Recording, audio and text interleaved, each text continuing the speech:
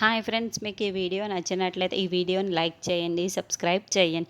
భూమి శోభాచ్ చంద్ర లాగా నాటికని డ్రెస్ వేసుకొని అక్కడ శోభాచ్ చంద్ర లాగా శరత్ చంద్రతో మాట్లాడేసి తర్వాత ఇంటికి వస్తూ ఉంటుంది. అయితే గగన్ ఇంకా ఇంట్లో మేల్కొనే ఉంటాడు.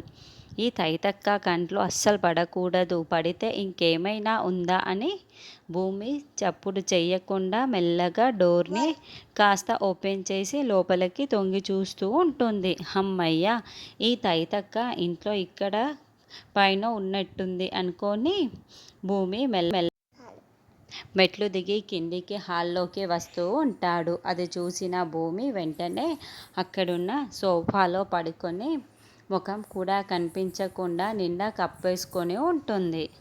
గగన్ ల్యాప్టాప్లో వర్క్లో ఫుల్గా బిజీగా ఉండటం వల్ల అక్కడ సోఫాలో భూమి కప్పేసుకొని పట్టుకున్నా కూడా గమనించకుండా సోఫాలో కాస్త ముందుకు కూర్చొని ల్యాప్టాప్లో వర్క్ చేస్తూ ఉంటాడు. తర్వాత కాసేపటికి అలసిపోయి అక్కడ సోఫాలో చెయ్యి ఆనిస్తూ ఉంటాడు. అయితే భూమి పైన చెయ్యి వేసి నడుము వెనక్కి వాలుస్తూ ఉంటాడు. దాంతో భూమి షాకింగ్గా టెన్షన్ పడుతూ చూస్తూ ఉంటుంది.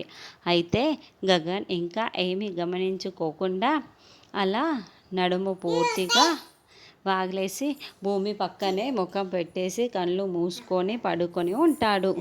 భూమి మాత్రం కైకి అని ఏమీ అనకుండా టెన్షన్ పడుతూ అలాగే అతన్ని చూస్తూ ఉంటుంది. అయితే గగన్ కాసేపటికి ఏంటో ఏదో ఉందే అని కళ్ళు తెరిచి చూసేసరికి అక్కడ భూమి ఉంటుంది. దాంతో గగన్ గట్టిగా కేకలు పెడుతూ ఉంటే గగన్ దగ్గరికి ఎదురుపడుతూ భూమి కూడా గట్టిగా కేకలు పెడుతూ ఉంటుంది. అలాగే ఇద్దరు ఒకరినొకరు చూసుకుంటూ కేకలు పెడుతూ ఉంటారు. గగన్ తేలుకొని నువ్వేంటి ఈ టైంలో ఇటువంటి డ్రెస్లో ఉన్నావు అని గగన్ ప్రశ్నిస్తూ ఉంటాడు. మరి భూమి ఏం సమాధానం చెప్తుంది అన్నది నెక్స్ట్ ఎపిసోడ్లో చూద్దాము.